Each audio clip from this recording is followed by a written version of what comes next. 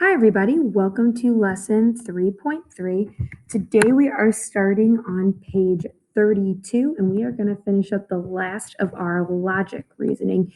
And I would definitely have handy today a pencil and a highlighter. You may even want a couple different colored pencils as well. All right, now to review, we've talked a lot about the conditional statements past couple of lessons, right? And we know with a conditional statement, if P happens, then Q happens. Well, what if our hypothesis and our conclusion change spots? That would be known as the converse when we flip-flop the order of P and Q. Well, what happens if we took that original conditional statement and instead of it being a positive statement, we negated it? We added, if this does not happen, then this does not happen. Well, that would be called the inverse when you flip-flop around the negation. Either you add the word not in, or if the word not was already there, you take it out. Okay. Last but not least, what happens if we do both? We flip-flop the order of the hypothesis and the conclusion and we negate them. Well, that's going to be then the contrapositive. That's the converse of the inverse, the contrapositive. Okay. Now, anytime we look for the converse, the inverse, or the contrapositive, what we want to make sure we do is we start by identifying, well, to begin with, what's the hypothesis and the conclusion? What's the P and what's the Q? So in our original conditional statement here, it says, if a figure is a triangle. Well, we know a figure is a triangle would be our hypothesis, and then it is a polygon, aka it is a polygon, is our conclusion, right? So right now we have if P happens, then Q happens, right? Well, in order to find the converse, we're going to flip-flop that order, right? Q is going to come first, then P is going to come first, or excuse me, second. So what we're going to say instead here, if we type this in, again, we're going to start with our hypothesis, or excuse me, our conclusion now. So if it is a polygon, blue, that was originally the conclusion, and now it is our new hypothesis, then a figure is now our conclusion. Again, we flip-flopped the order. Okay. Now the inverse, again, goes back to the original, if P then Q. And what the inverse does is it negates the original. So what we call that is not P and not Q. So the original says if a figure is a triangle. So what we are going to say instead is if a figure is not a triangle, then it is not a polygon. Our inverse of the original. Well, last but not least, we want the contrapositive. So not only are we going to flip-flop the order, we're also going to negate it. So we're going to take that converse, Q then P, and now we're going to negate that. So it's kind of combining, whoops, it is basically combining then our converse and our inverse. So we would say essentially here, if it is not a polygon, then a figure is not a triangle.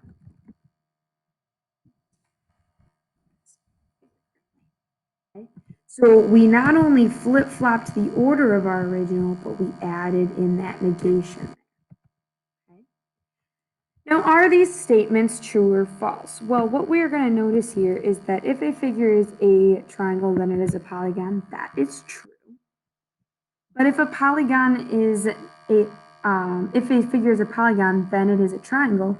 Well, that's false because maybe we would have a polygon that is a square. Okay, maybe we have a polygon that is a pentagon. or a hexagon.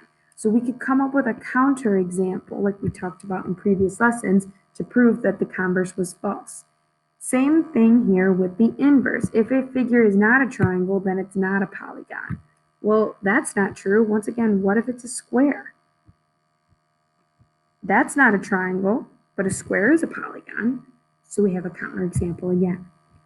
Last but not least, if it is not a polygon, then it cannot be a square. Well, that statement is actually true. Okay, if it's not a polygon at all, there's no way it could possibly be a triangle. And we'll talk lots more about polygons next semester, actually. Okay. Now, moving on to the next page here, we have those lovely truth values. And basically what a truth value is telling, is it true or is it false? Kind of like we talked about over here. Now, what you're going to notice is it's kind of like the buddy system. Whatever the conditional statement is, if it's true or false, that's also going to be what the contrapositive is. And same thing with converse and inverse. If the converse is true, so is the inverse, and vice versa. They're both either true or both equal false. Now, all of these could be true, all of these could be false, but you're never going to not have a conditional statement that doesn't match the truth value of a contrapositive, and same thing with the converse and the inverse, okay? So if we look here, you can have a true conditional statement whose inverse is false. Well, what would be an example of that? Well, let's talk about if an angle has a measure of 95 degrees, then it is obtuse. So sometimes we can have a conditional statement like this one that is true. If an angle measures 95 degrees, then it is obtuse. But if we flip-flopped this so that it said, if an angle is obtuse, then it measures 95 degrees, that's not necessarily true, right? Because it could be an obtuse angle that measures 150 degrees, okay? So just because this is true doesn't mean that the inverse has to be. Okay? So once again, things being true versus false. Last big vocab word for today is called a biconditional statement. What a biconditional statement means is that no matter if you write the conditional statement or its converse, it is true either way. Okay. So for instance, we haven't really talked about perpendicular segments, but an example would be two lines are perpendicular if and only if they intersect at a right angle, right? Any definition is going to be a biconditional statement. So again, your trigger word here that you're going to want to write down is if and only if. And that means all of the things are true, okay? Again, that's an if and only if. We don't use this very often, but it's nice to know, okay? All right, one final example for this one, okay? And we are going to talk about a statement here, right? And it says numbers that do not end in 2 are not even, okay? So notice that our original statement already actually has the words not in it. Pretty interesting, okay? And the first piece here wants us to rewrite this as a conditional statement using if and then, okay? So what we're gonna say is if a number does not end in 2, then it is not even, okay? And this statement is overall false, okay? If a number does not end in 2, then it's not even. Well, what about 18? That ends in 8, but it is even. So we have that counterexample. We know this statement is false, but it's still a statement. Just because something's false doesn't mean you can't say it. Now we're going to start again by identifying here our hypothesis and our conclusion, because that's going to make our lives a lot easier when we're going to rewrite these, okay? Just like we are about to in letter B. So instead of writing if P then Q like our conditional statement, the converse wants us to flip-flop the order. So If a number does not or is not even is going to come first, then it does not end in 2 will come second. Okay, so if a number is not even, then it does not end in 2. Now this one happens to be true, right? If a number is not even, it can't possibly end in 2 because all numbers that end in 2 are even. Now without even trying part C, we know that the inverse is also going to be true, no matter what it is, because reminder, the converse and the inverse are going to match truth statement wise, okay? Now, the inverse, again, goes back to the original, but we're going to say not P, not Q.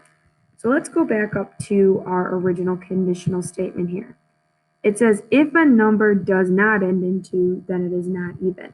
Well, notice it already has the word not in it. So when it already has the word not in it, we're just going to take it out, okay, to negate it. This means negate. You're not going to say not end in 2 or not even. You're just going to take it out entirely so that it says if a number does end in 2, then it is not even. Okay. Last but not least, our contrapositives, they not only flip it, but they also negate it, right? So if not Q, then not P. So we're basically taking the converse and then we're going to negate it, or in this case, take out the word not since it's already there. So down here, we would say if a number is not even, then it does end in 2. Okay, so again, we took this and negated it down here, okay? Now again, notice what happens here, that this guy was false, so is the contrapositive. Okay. Last but not least, can we write this as a biconditional statement of the original? Why or why not? Well, the answer here is no, okay? Because all the converse and the inverse, everything needs to be true because the contrapositive, aka the conditional statement, was false. We cannot write our biconditional statement because not everything was true. Okay, we need them all true. All right, thanks everyone. Make sure you get all the notes jotted down and come with your questions for class. Have a great day.